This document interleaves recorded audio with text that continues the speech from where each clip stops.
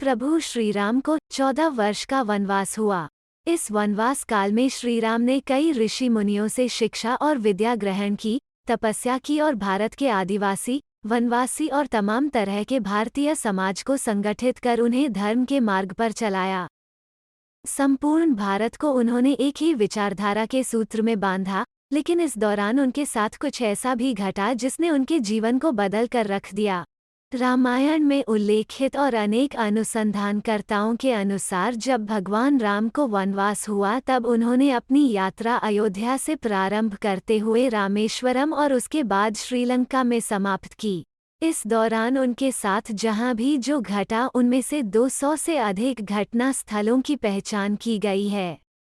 जाने माने इतिहासकार और पुरातत्वशास्त्री अनुसंधानकर्ता डॉक्टर राम अवतार ने श्री राम और सीता के जीवन की घटनाओं से जुड़े ऐसे 200 से भी अधिक स्थानों का पता लगाया है, जहां आज भी तत्संबंधी स्मारक स्थल विद्यमान हैं, जहां श्री राम और सीता रुके या रहे थे।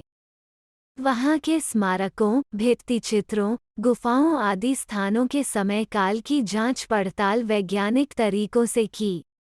आओ जानते हैं कुछ प्रमुख स्थानों के नाम। 1. तमसा नदी।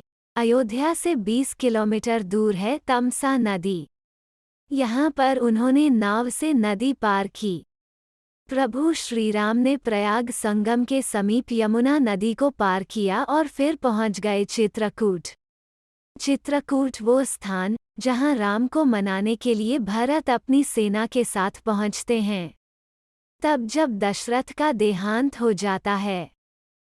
चित्रकूट के पास ही सतना, मध्य प्रदेश स्थित अत्रि ऋषि का आश्रम था।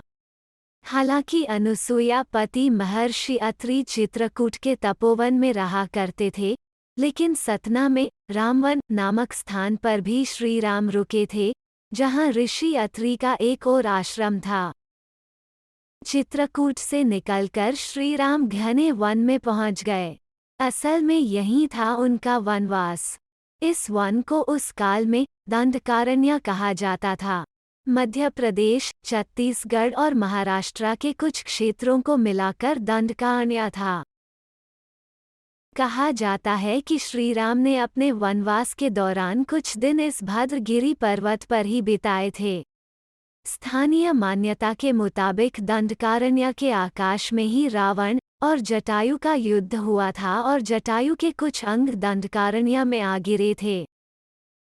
दंडकारण्य में मुनियों के आश्रमों में रहने के बाद श्रीराम अगस्त्य मुनि के आश्रम गए। यह आश्रम नासिक के पंचवटी क्षेत्र में है, जो गोदावरी नदी के किनारे बसा है। यहीं पर लक्ष्मण ने शूर्पणखा की नाक काटी थी। नासिक क्षेत्र में शूर्पणखा, मारीच और खर व दूषण के वध के बाद ही रावण ने सीता का हरण किया और जटायु का भी वध किया था, जिसकी स्मृति नासिक से 56 किलोमीटर दूर ताकेड़ गांव में सर्वतीर्थ नामक स्थान पर आज भी संरक्षित है। मान्यता है कि यही वो स्थान है जहां से सीताजी का हरण हुआ था। हालांकि कुछ मानते हैं कि इस स्थान पर रावण ने अपना विमान उतारा था। इस स्थल से ही रावण ने सीता को पुष्पक विमान में बिठाया था, यानी सीताजी ने धरती यहाँ छोड़ी थी।